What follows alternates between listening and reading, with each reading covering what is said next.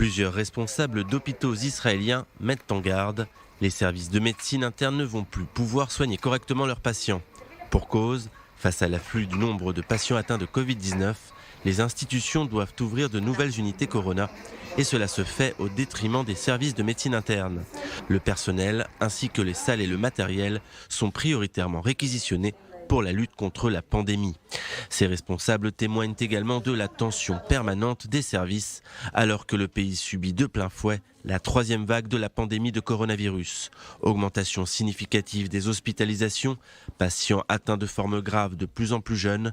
Surtout, pour la première fois depuis l'apparition du Covid-19 dans le pays, le seuil des 1000 cas graves a été dépassé ce dimanche. Ce qui n'empêche un vent d'optimisme de souffler au ministère de la Santé qui prévoit justement une baisse rapide du nombre de patients gravement malades.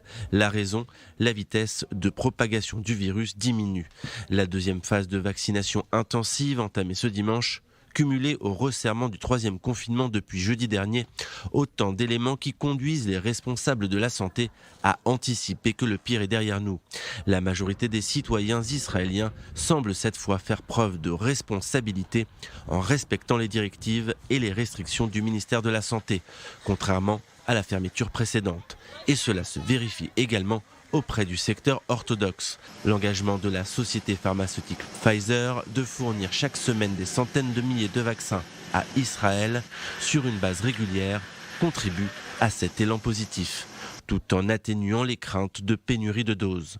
Ce week-end, de surcroît, a vu les indices de mobilité de l'économie les plus bas depuis le deuxième confinement de septembre dernier. Des indicateurs rassurants tant pour l'économie que pour la santé.